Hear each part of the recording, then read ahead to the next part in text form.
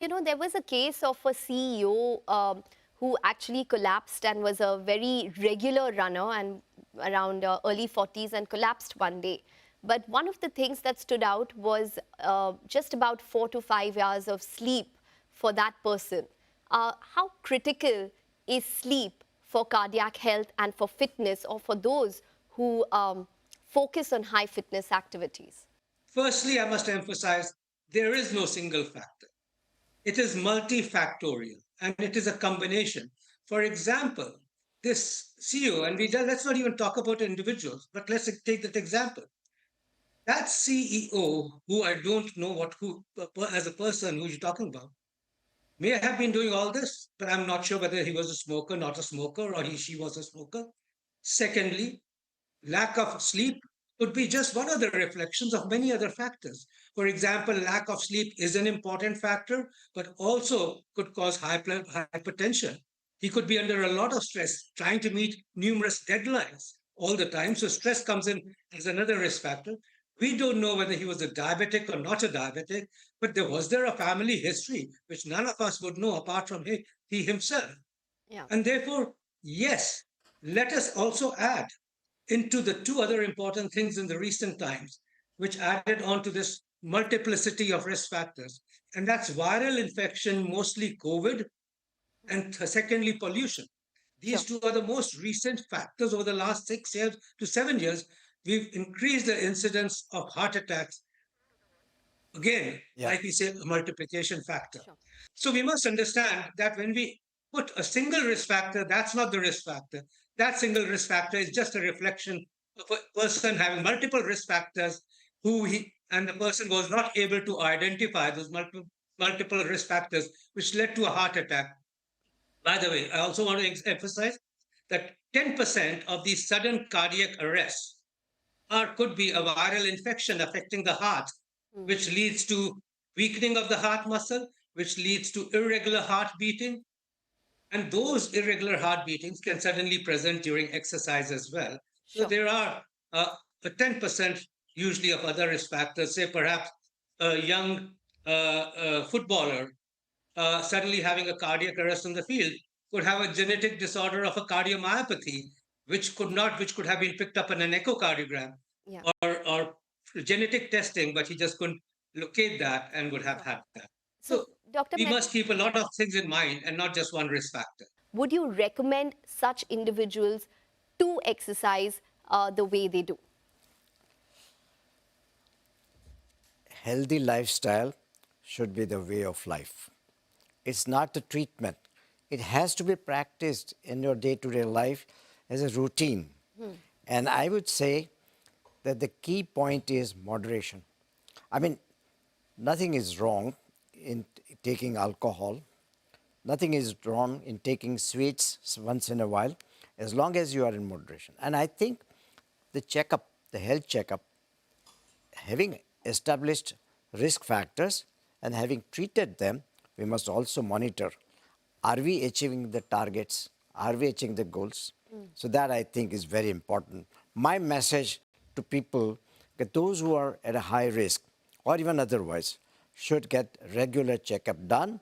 I would put now the age limit of 25 and above, and therefore control the risk factors. Absence of disease does not, absence of symptoms does not mean absence of disease. That I think is my message. Okay. What about COVID-19 and cardiac events? See, people are attributing it to vaccine. That I don't think so is the truth. It's not established. COVID-19 can present as a heart attack during COVID-19 time. There were many patients who came to the hospital exactly simulating heart attack, including ECG changes, turned out to have a normal coronary angiography. So they were not actually the heart attacks of the natural history that we see with the blocks and whatnot. And second thing, those who have an existing disease, it could get precipitated by COVID-19. It happened that way.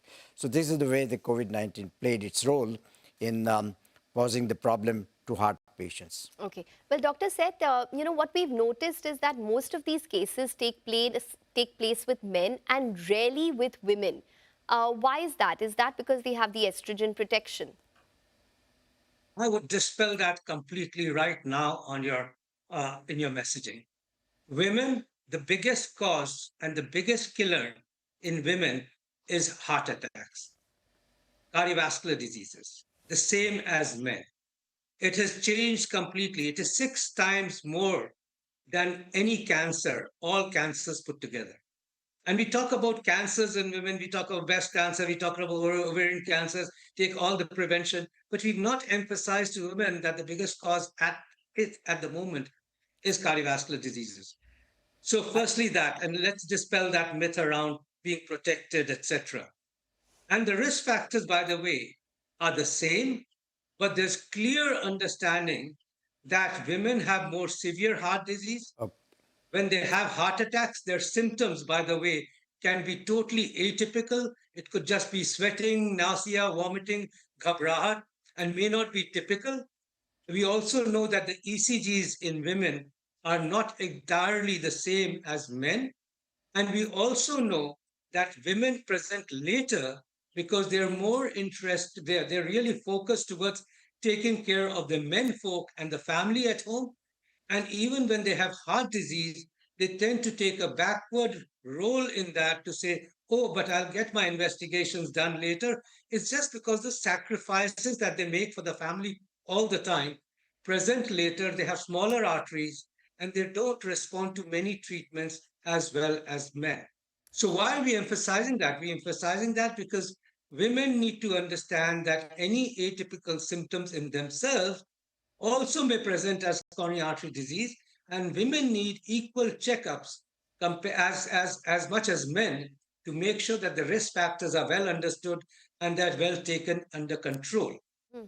I just want to emphasize two other important things or three other important things which are very clear. And this is going to be very Sure. simple for people to understand.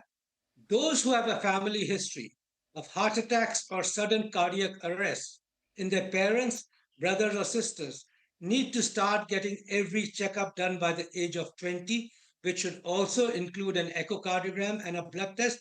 And this can be done by a cardiologist and is very cheap, inexpensive. Those who are men or women, excuse me, but have risk factors of diabetes or hypertension or raised cholesterol should actually get their checkups done regularly. Otherwise, if they don't have the risk factors, like just like Dr. Mehta said, by the age of 25 onwards, they can get it done every 5 years. One of the important things about those who go for running, there's nothing wrong with people running, Sure. cycling for a long duration. Running, fast walking, cycling, swimming are aerobic exercises. Heavy weightlifting, gymming are anaerobic and exercises which are bad for the heart. Those who go into these aerobic exercises anyway, and those who go to gymming should have checkups done by a cardiologist prior to going for extreme exercising in a detailed manner, which the cardiologist would advise related to the extent of their extreme sports. It Sure. is so important that they have it done prior by a Okay. cardiologist. And finally, women need to present themselves early and understand that they may have atypical symptoms and they are a reflection of coronary artery disease, which is still the biggest killer in women. And finally, even just simple exercise of 200 minutes of brisk walking, what does that transfer to? 5 times of 40 minutes walking can decrease our chances of heart attacks by 25%. All right, Dr. Mehta, what is it that one needs to do if in case there is a cardiac event? Or let's backtrack a little bit. What are the symptoms that one needs to respond to immediately of their own body if they think that they're having a heart attack? Well, quite contrary to the popular belief that the heart attack is often associated with severe unbearable chest pain, in reality, the symptoms are very often mild. Discomfort in the chest, heavy weight as though mountains are on my chest, or compression or a constriction of the chest as if there is a tight bandage across my chest, pain sometimes radiating to the jaw or to both the arms, shoulders are common symptoms.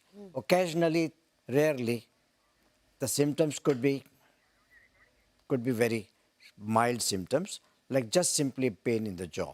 Yeah. My suggestion is that any unusual symptoms which has not occurred before in the trunk, be it from the jaw to the upper abdomen, should alarm an individual to seek medical help. Okay.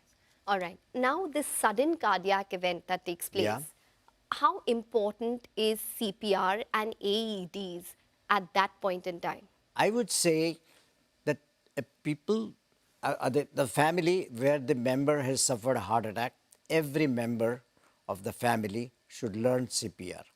Apart from that, I think CPR should be mandatorily taught in the schools and in the colleges also. And you never know when you will be required to use it on your bystander, in your family member, so on and so forth. So I think it's important. More importantly, also important for telephone numbers of ambulance, nearby ICU, family members, etc. should be handy. This I think is very, very, very important. AEDs? Yeah, at important public places like in movie houses, in public railway stations, etc. I think all public places AEDs should be available, and I think it also can be taught. In fact, in Mumbai, we had started. There was a move which was uh, undertaking how to teach CPR and also AED. Okay, all right, Dr. Seth as well as Dr. Mehta. It's been an absolute pleasure. Thank you very much for taking your time out and speaking to us about something that is so important in terms of a topic and something that we'll probably revisit as we go on. Thank you very much for taking the time out and speaking with us.